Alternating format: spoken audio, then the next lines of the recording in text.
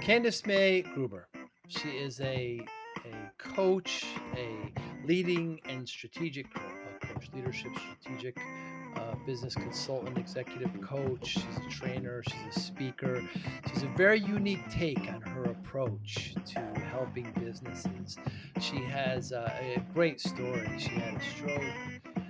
By all accounts, she shouldn't be with us today, but she felt that she feels like God has helped her, and she has a strong spiritual position. While she doesn't push that at all to her clients, it's a major, it's the highest point of her life, and the way she approaches business coaching is very unique. Of course, we talk about discipline, has a unique take on that as well. About to release a book on it as well. You learn about it in the podcast.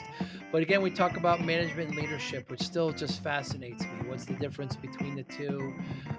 And a lot of great insight on that, and toxicity in the workplace and emotional intelligence. Really enjoyed my conversation with Candice May. I think you will as well. Thanks for listening. Hi, I'm Joey Pins. People ask me, how did I lose 130 pounds? The quick answer is always discipline. I started my business, wasn't paying attention to my health, was eating too much, drinking too much sweets. My daughter was born. Next thing I know, I'm pre diabetic, I have hypertension. I knew something had to change. Discipline. I, like many of you, have faced many challenges in your career, in your family, in your life, in your faith. How did you attack them? How did you approach them? How did you solve them, hopefully? It all had to have some degree of discipline. I'm also asked, how did you found and start a tech business that lasted over 25 years? Discipline. I was committed to it, enjoyed technology, didn't enjoy some aspects of it, but knew it was necessary. Discipline. Our podcast mission: how do we use discipline to better ourselves and society? Join me, please, as I talk to interesting people and discuss how they use discipline in their family, in their passion, in their careers, and how it helped them. Our podcast vision: growth through learning from others. Joey Pins Discipline Conversations. It'll be light and serious. Join us, please. Thank you for consideration.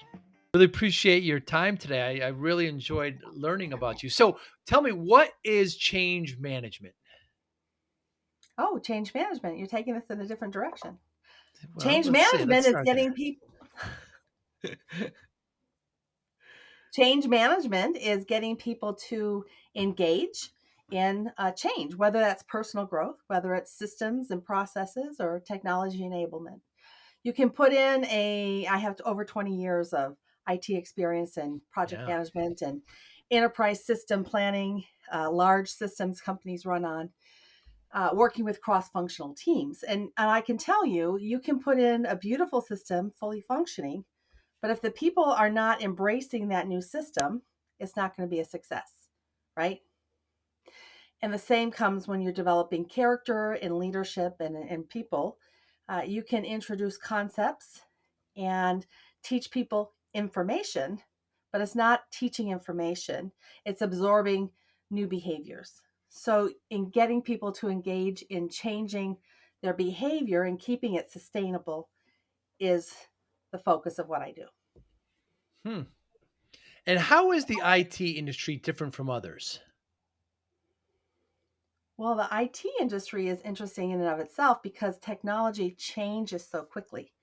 Mm. Years ago, it used to take every 2 years, we'd say every 2 years you'll get a new system or new features of various things. And now then it moved to like quarterly, and now it's like, every six weeks or 6 months Mm. you're getting something new. So in information technology, you're always on the bleeding edge, right? You're always having to adjust, you're always having to change. It's constant. It's not People overall like consistency. They get into their comfort zone, they get into routines.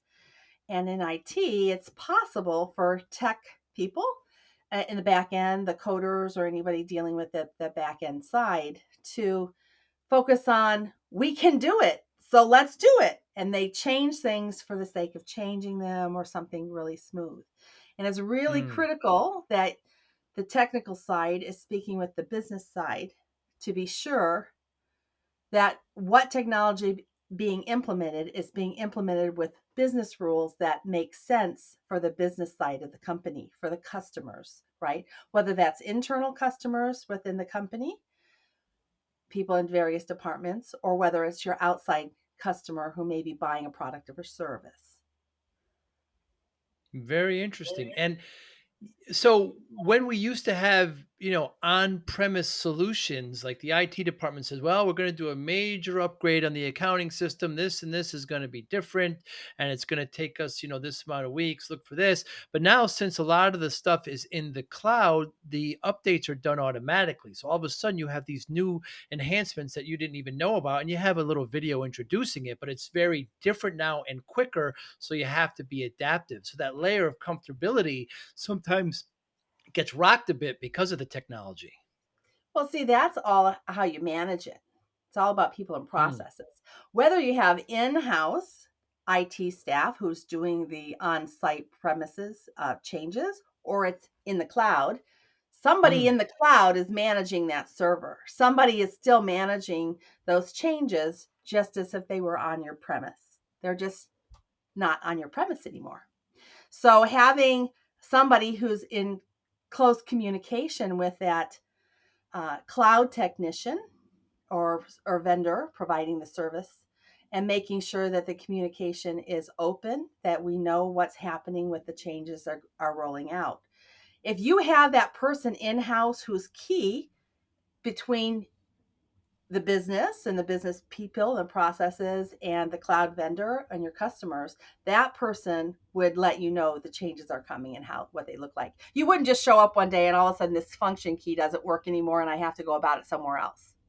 You would know it's coming and they would be scheduled. Well, to a certain degree, let's like Basecamp. Okay, we use Basecamp for a lot of project management, and they just added a slew of enhancements we didn't know anything about, and certain things don't work now that they did, and we had no opportunity to say hold off on that. So I guess you're talking about a solution if it's either local in your IT department or it's in the cloud in their internal cloud platform. But if it's something more global, like a global app like Basecamp, we have no control over that. So you have the beginning of the conversation was, what's different than IT about others? The great thing about IT that I love is it changes every day. The bad thing that I hate is that it changes every day.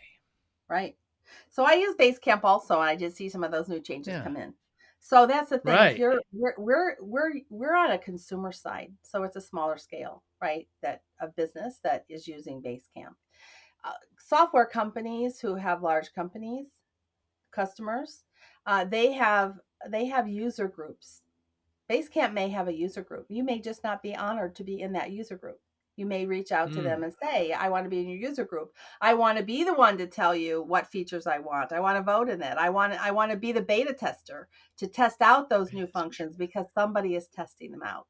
And so then when they get that group approval, they'll roll it out to the world. And so something like Basecamp, yes, you're right. That's probably smaller firms. If you're a larger firm and you're using Basecamp, I guarantee you they have an internal connection Yeah. who's feeding Very them interesting perspective. suggestions. Or yeah, But even something as large as Salesforce makes updates and doesn't really ask the entire base for it. Certainly, they have a community that gives back and forth. But I guess my overall point is, so I started my technology firm in the '90s. So we help a lot of organizations with IT and application development.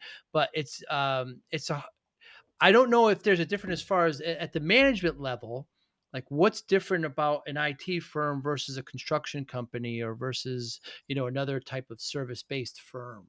Is there a big difference between the two? Can management roll from one to another? well, it depends. You've got blue collar work and you've got white collar work, and those are very different environments. But even in a blue collar environment, there's usually a white collar segment of the office staff, Hmm. right?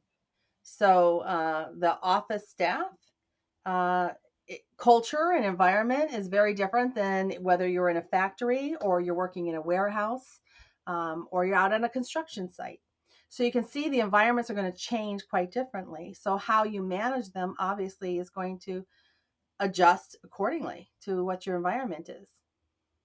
I worked in Yeah, most certainly. a chain distribution for a plastics company across the United States and 44 sites. And so we had blue collar workers who were working in the warehouses, right?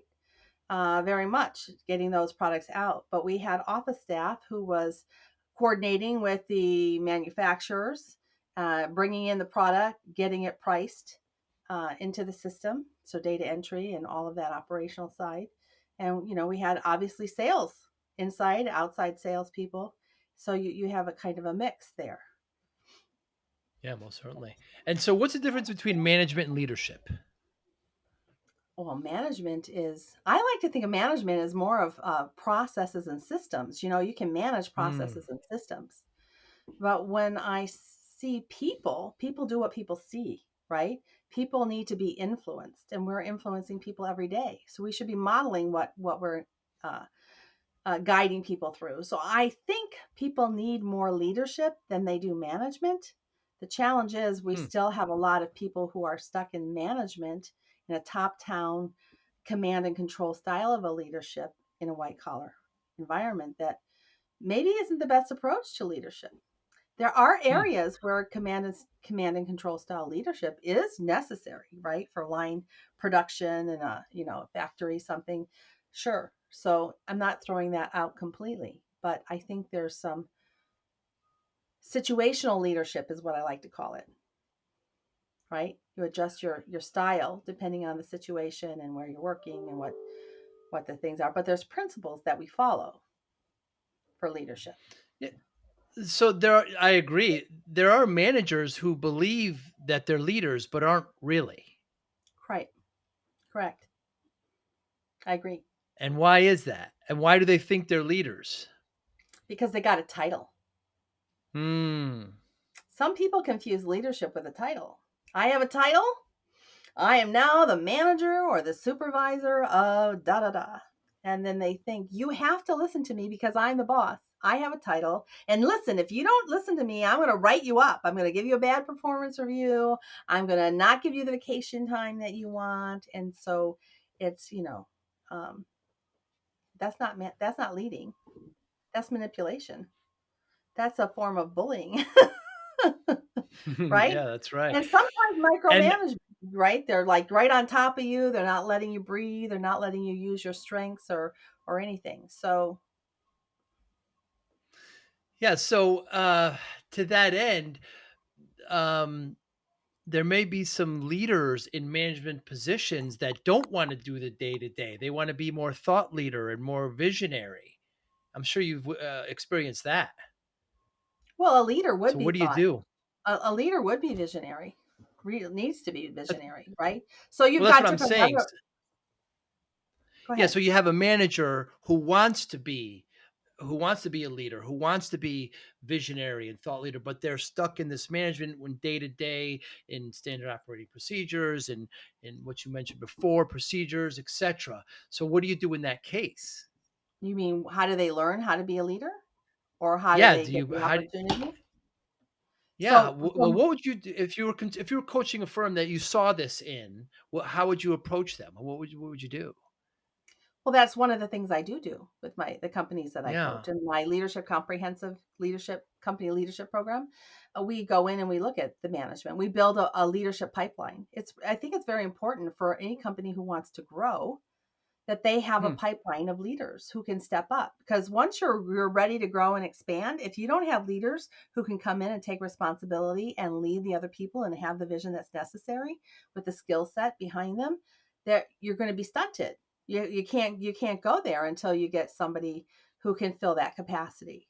So for success, we want to build internal leadership pipeline. We need to get to know our staff. Need to know their strengths and what their weaknesses is. Sometimes we hire people and put them in a job role, and it may or may not be their best strengths, or it could be a combination of some things that are their strengths and other things are not. I think it's important to align people's strengths with their roles, and make sure that you've got people in the right positions. That's contrary to a lot of that's out there today, right? This is job description, just fill it and it doesn't matter. And you can't do these, and we'll Mm, just write you down that you need to grow in these areas. And we may or may not give you the training. We'll just keep writing you up that you're not doing a good job, right? So finding your strengths of your employees, knowing them, knowing what their passions are, making sure their values are in alignment with the company's, and you're giving them, delegating to them with the ability to stretch them in those areas that need growth, right? You're going to need to be filled. As a manager or a supervisor or a corporate executive, I always will have more responsibility than I can handle on my own. So I have to learn mm, the ability to delegate. And I need to not micromanage my people. I need to allow them the freedom to get the job done, because they may surprise me, and they may do a better job than I ever could or thought they would be able to do. Right. And giving them that ability to delegate is one way of expanding their skill set and their ability and building in that leadership pipeline. But doing the delegation in such a way that you don't lose control, because when you delegate something, you're not giving away responsibility for it. That responsibility remains with you, that it gets done and it gets done properly. So then there's that fine line of how do you delegate? How do you still keep enough control to make sure it's on target, but not breathe down their back, right? mm. And so you talk about leading through emotional intelligence. Excuse Oh, me. I Can you do. expand on that? Well, emotional intelligence has a few aspects of it. One is personal regulation, right? Personal awareness, starting with awareness, knowing about yourself, knowing all about what your triggers are and what your greatest fears are, and um, how you function best and what your best work environment is, and how you what your thinking patterns are, and getting rid of the junk in your thinking so that you can Mm. uh, have a stronger baseline with more opportunity to see more opportunities. And when you get really fine tuned into what you're feeling and what's going on in your body and how your body reacts, because our body's reactions will show up before we consciously realize what we're feeling, unless we become very astute in our self-awareness. And then once we're strong in our self-awareness, it's managing relationships with others. It's the other side of emotional intelligence, being able to recognize people, what's going on with them, identifying communication styles and personality, what their greatest fears might be, understanding what body language is speaking. How do you read body language? How many times have you gone into a business meeting and had a conversation, thought everybody was on board, they all said yeah, they all sat there, shook their head yes, walked out, and then nothing happened? Mm. And then you get word down the road that Joe's other supervisor said, no, you're not doing that. And then, like, what happened? I thought we were all on board in this meeting, right? So being able to really understand the dynamics around you, what's happening in the room, what's being said and what isn't being said. And sometimes what isn't being said is more important than what is being said. And can you see that? Can you pick that up? Are you listening? Are your listening skills responsive and active enough that you're really engaged? Do you recommend DISC or Myers Briggs? I'm certified to do DISC, but I do the John Maxwell method of DISC. So we actually, beyond the personality and communication styles, we also um, measure 7 leadership strengths and on the spectrum, and kind of make sure people know what their strengths are and that they're working in the right alignment. That's interesting. And that's purely so it's a leadership spectrum. I've never heard of that before. Yeah, we call it the power disc. It's got Powered great I've things taken like DISC. it measures I'm sorry, go ahead. their ability to influence, right? Their ability to Oh, yeah, create, yeah, be yeah. creative, their ability to maybe they're more detail oriented and production focused, right? What is their level of persistence, resilience, right? All of these different aspects are important to make sure people are aligned into the right job. If you got somebody who's not very creative and they're responsible for developing new products, that they might be wrongly aligned. So you make everybody take the disc, and then only the leaders take the leadership disc exam or Mm-mm, test? mm-mm. No, the power disc is built into the disc Oh, I test see. exam that we do. Though we have several, we call them impact reports, and they laser focus. So if we have one that focuses on career and growth. So let's say you have somebody who you're really struggling with performance wise. They're not really doing well, and you're trying to figure out how best to serve them. Maybe we have them take this assessment, an impact report on career and growth, and we identify what their learning style is, what their perspective, thinking style is, what their um, learning, thinking, and uh, there's a third one, but they're different, Acting, their executing. values and yeah, and what their values are that drive their motivation and so forth. Because sometimes we might have an employee struggling in a job and we don't have the proper training for them. If they're a visual Hmm. learner or a kinetic learner or by hearing, all of those things will impact how they learn. So I think we have a responsibility as a leader, a supervisor, manager, company to help our people develop. So knowing what if they're struggling, how can we best serve them? So let's make sure that we've got the material in a fashion that they're getting what they need for the job skills, right? Can you see Yeah, where you that know, would and be I a go big back impact? absolutely, but the whole concept again, just I've had many managers that thought they were leaders, and I've had leaders that thought they were managers. It's just, um, I've had managers who don't want to be leaders, who love being managers, who love looking at the day to day, who just enjoy that. And then I've had the other, like I said. So like when you're doing these assessments and you find out that somebody in a leadership role really shouldn't be there, they're more managerial. That almost seems like a demotion to them.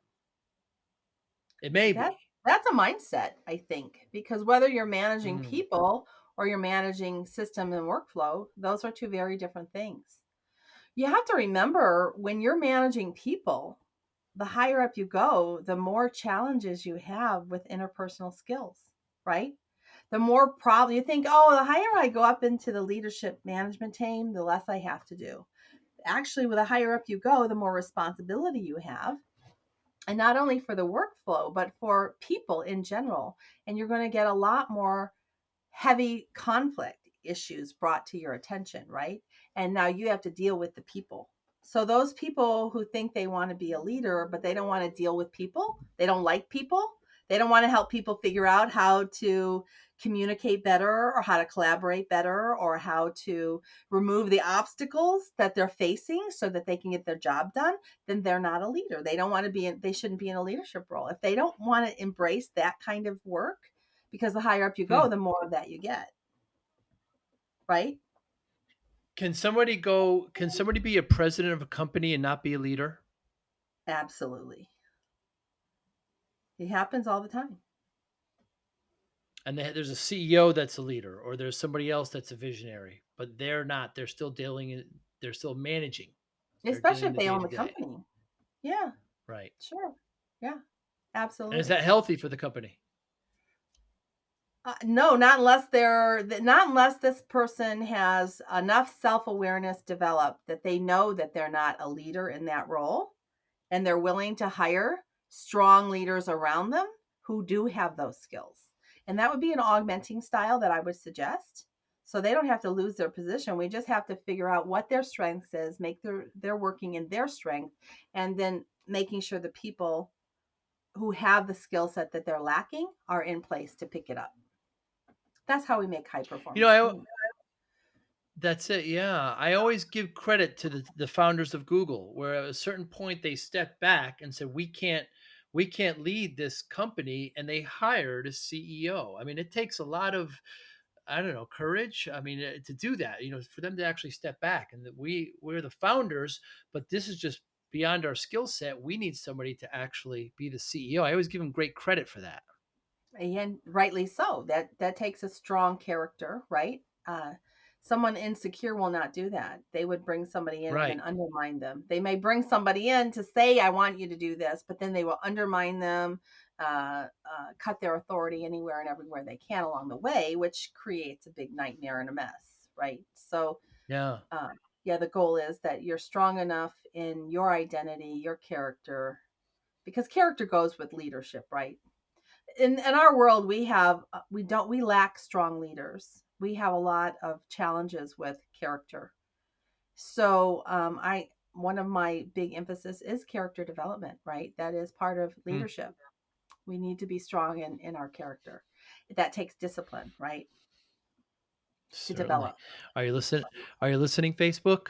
Nah, it's just a little joke. So when we talk about toxic environments, like Yeah. you come in as a coach and it may not be apparent.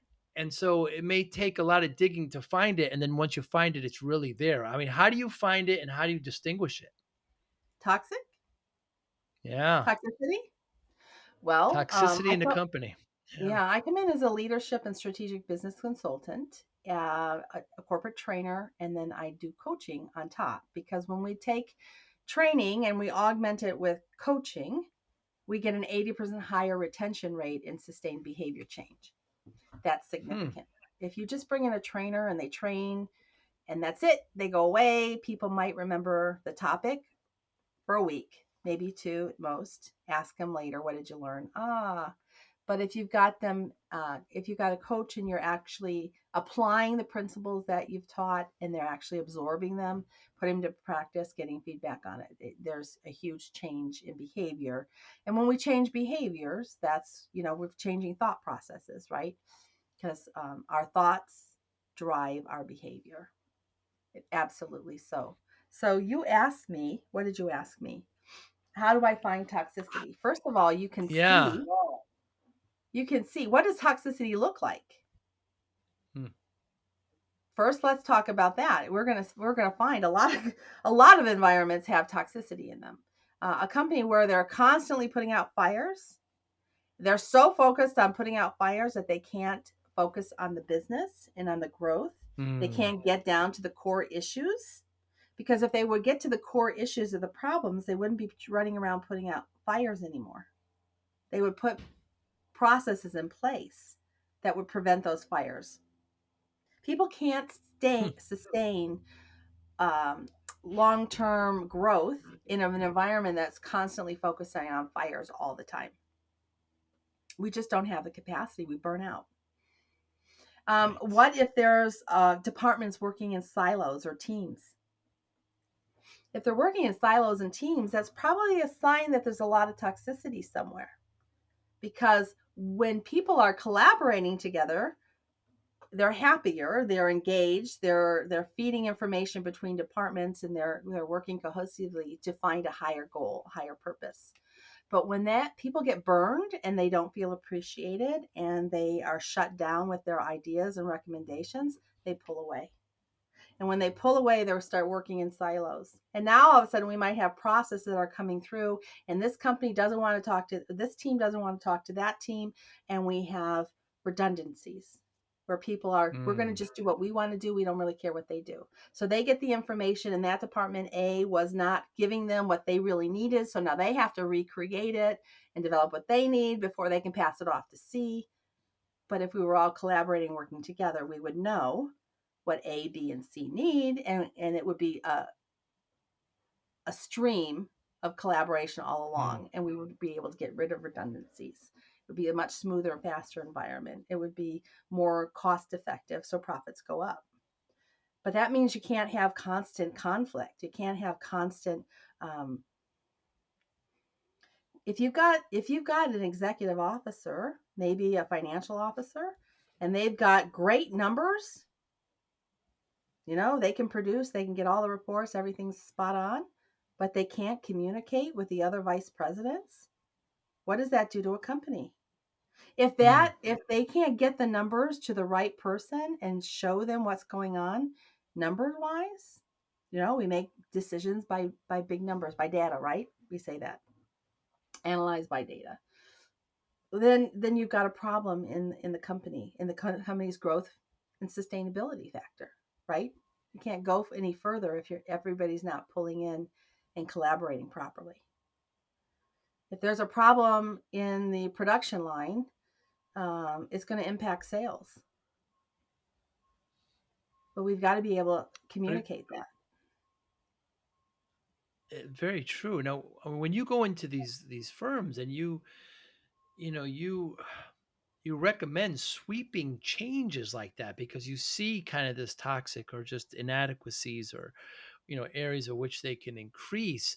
I mean, it's a hard pill to swallow for some of these larger firms. I mean, how do you face that resistance? That's where change management comes in. We go back to the beginning question. First of all, when Mm, I come in, I'm not going to come in and say, oh, we got to change everything. Boom, let's just do that. of Because I course, think the very of first thing course. is to slow down and just observe what's happening. Work with the top leadership, one on one coaching with the top leadership first. Get to know them, get to know their personalities, get to know their strengths, observe them, do some team interaction with the senior management, see the dynamics of what's happening with that team. Um, I can pick up a lot. I have some great, engaging, interactive, fun games that we play that are actually assessment tools to help me learn a lot about a company and their leadership. And then once we've got all that down, we start leading, getting everybody into some common language and understanding various principles so that we all kind of agree on these pieces. And then once we've got all, and in the meantime, we're observing the rest of the things and challenges that are going on in coaching through different issues that might be coming up. And now we can start to begin to expand whatever training might need to be into other areas or other teams in the company and make some observations, right? And go in and observe. And then, so when I Hmm. come in, my goal, if I'm going to really make a difference in a company, it's not like a one time training. Yes, I can do one time trainings, but the goal is, a year to 3 year contract with them where I'm going in and working with them and really doing some assessment, developing their leadership over time. Growth doesn't happen in a day, right? Growth happens over time. And so it's progressive. It's a progressive layered learning on top, and making those changes and making sure everything's in alignment with the values and the day-to-day operations and policies that are going through. And then streamlining, because that's, I'm so good at it. I'm so good at re-engineering processes and workflow and seeing what the gaps might be. Hmm. You'd be amazed how many companies you can walk into and they have no documentation, they have no procedures, they have no manuals, they don't even know how to begin to get them.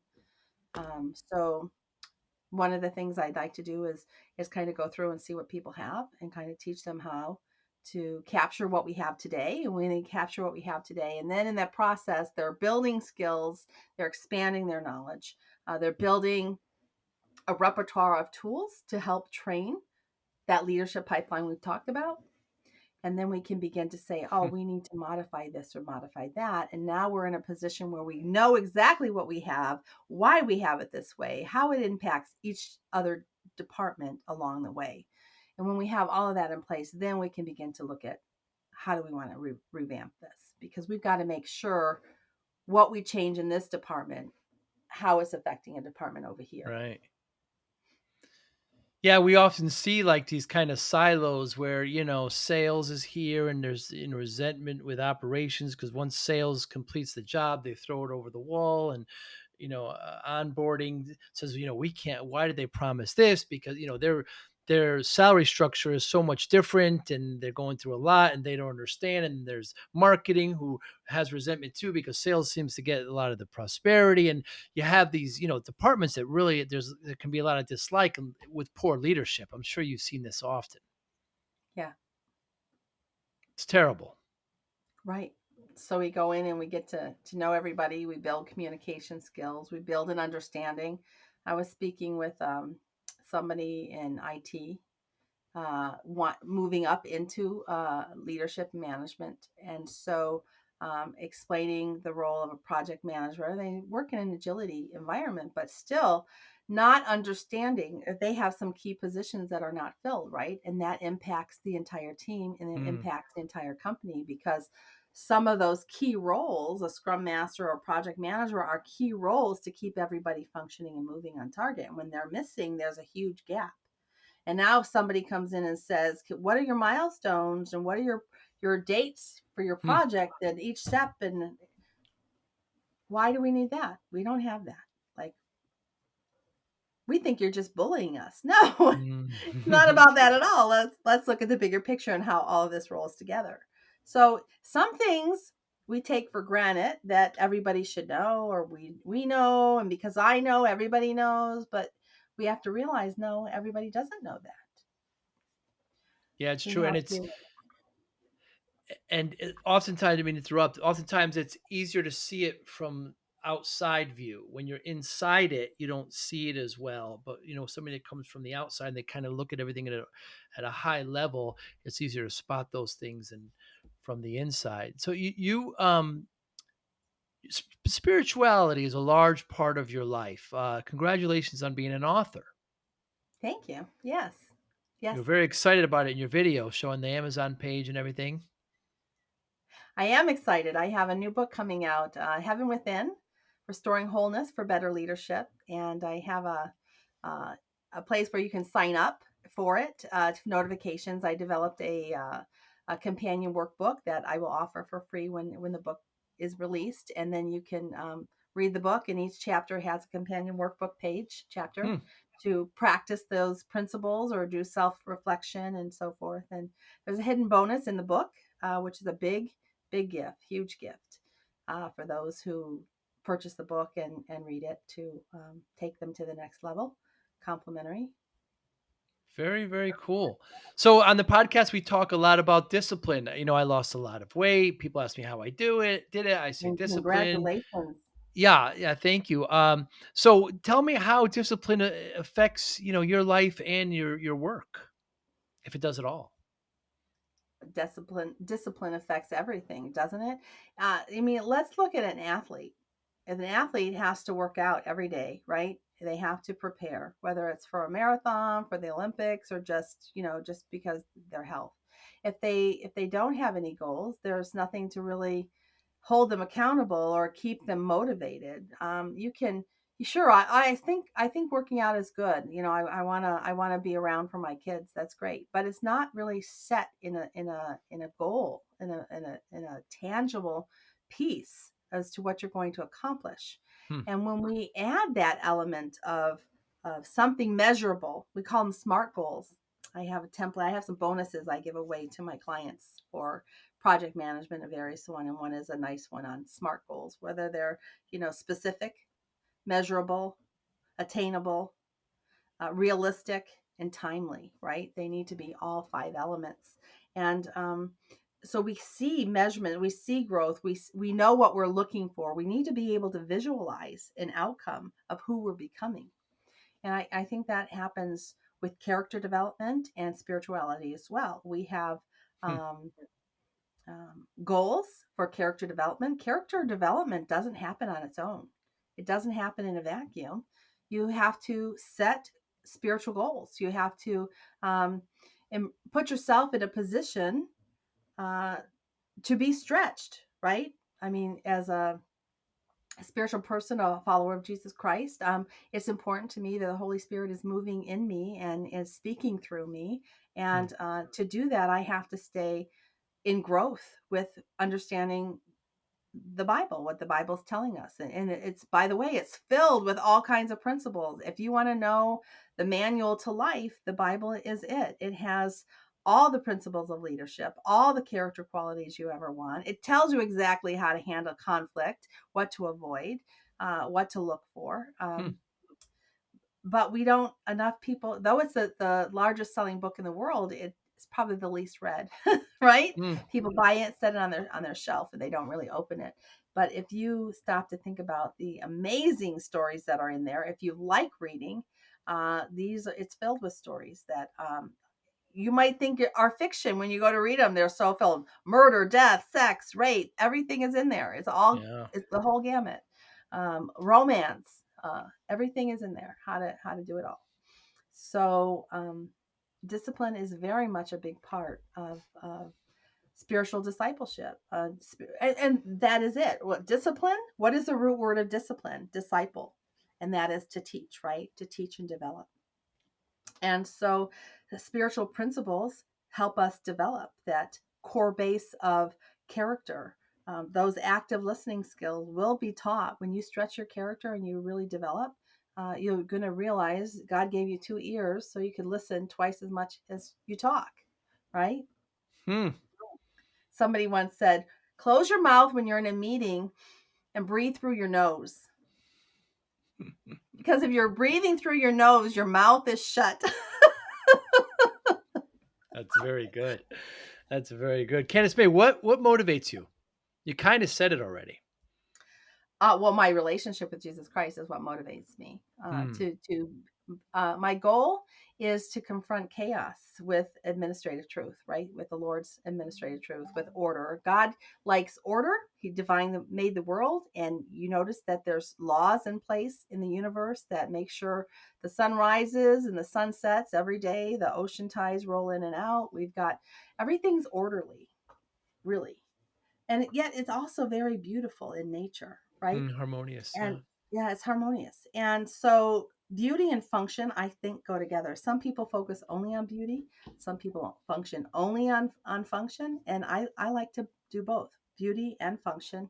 And I like to create warm and welcoming environments. I think that is the key phrase. I think warm and welcoming environment. To be a Hmm. warm and welcoming environment, you have to have a really good attitude, right? You need to be focusing on gratitude. You want to be a leader that can influence people.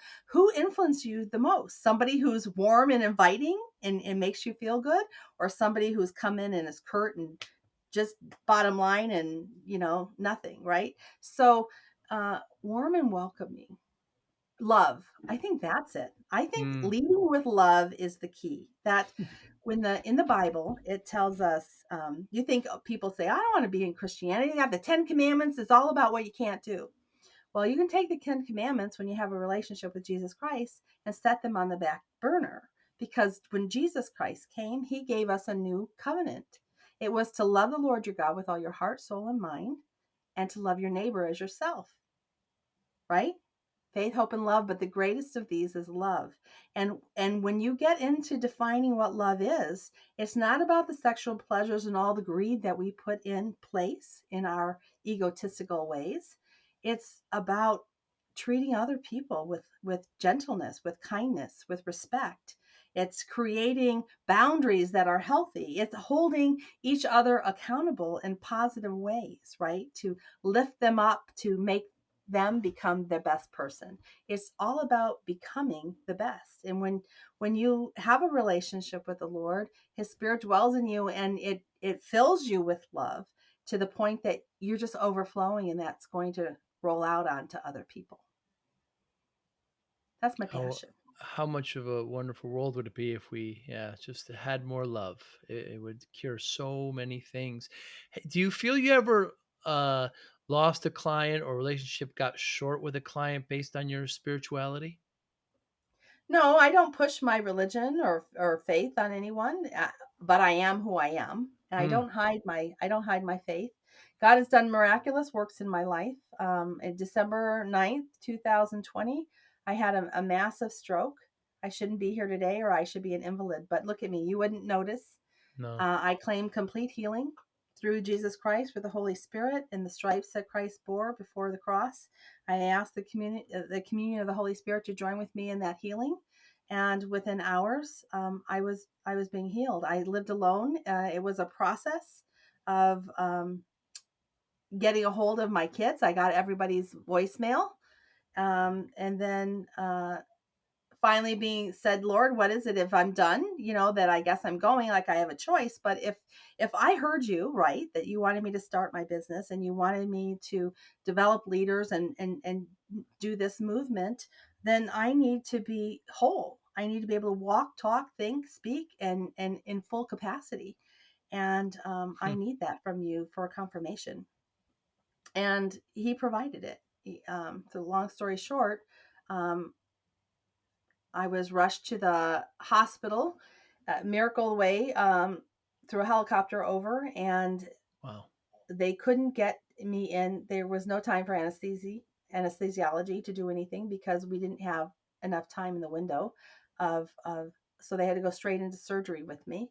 And when I had 3 broken ribs and a collapsed lung on top of that happened in the course of me realizing I was going to go back to bed. I had been in bed and a voice woke me up and said, "Get up, get up." And I was like, "I can't get up." And that's because your right side's not working. So I had to get the covers off on the left and climb out of bed and grab my phone. Thank goodness it was there. And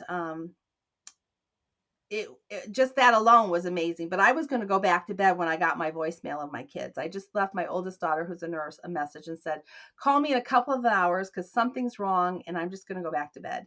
And instead of going back to bed, I fell to the right onto the bathtub, heard a large snap, was really hard to Ooh. breathe. And I realized I was sitting there with my arm stuck behind the bathtub on the floor and I couldn't lift it. I couldn't move at all. So, by the time I got to the hospital and they did the surgery and the doctor said, "Can you move your arm?" And it moved like a feather and I could move my leg and my toes and everything.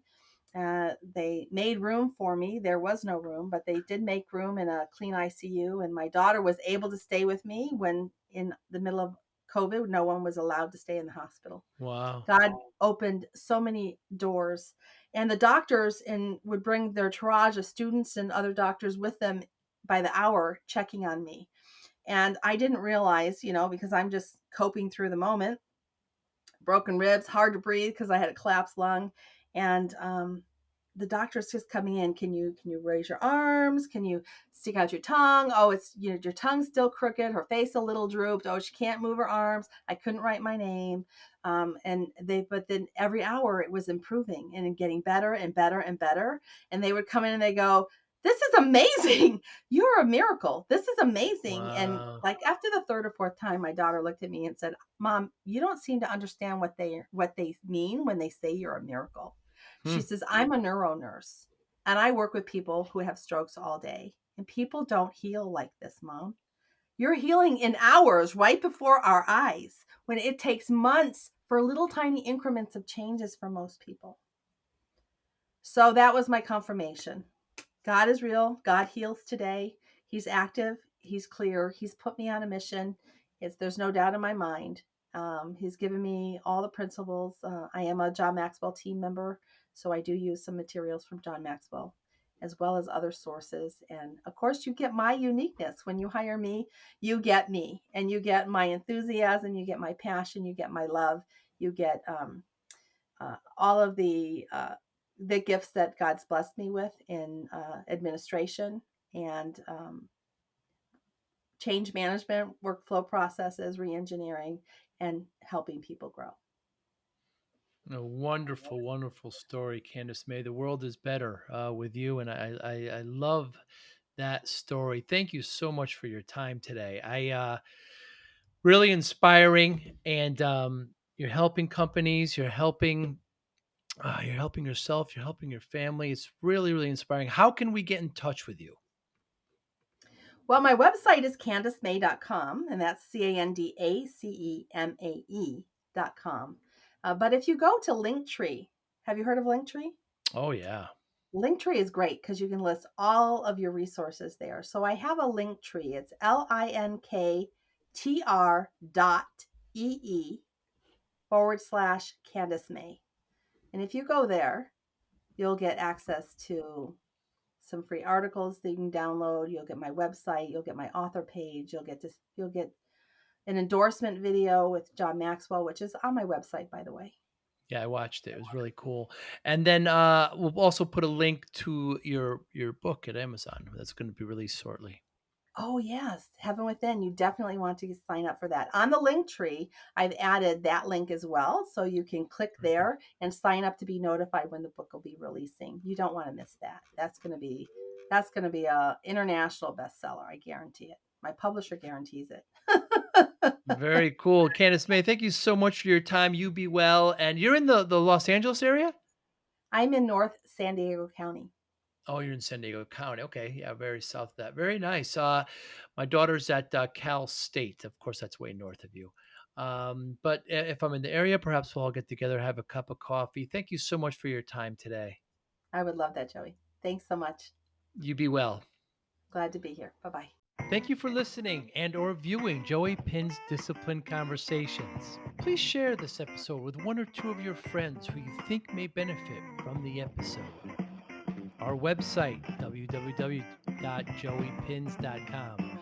There you'll find lots of resources and you could join our mailing list. Please follow us on all our social media, Instagram, Twitter, and Facebook. Podcast information, the video version of our podcast is on YouTube. Please subscribe. Audio is on all major podcasting platforms. Please follow them. And if you like it, please consider giving 5-star rating. Would really appreciate that. Would you like to financially support the podcast? You can go to our Patreon site. Consider $5, $10, or $20 a month. There's all kind of plans that we have there. There's like a one-time payment. What is this podcast episode worth to you? $25, $50, $100, $500, $1,000, $5,000. You be the judge. You can go to our PayPal account to do that as well. Thank you again for listening or watching Joey Pinn's Discipline Conversations.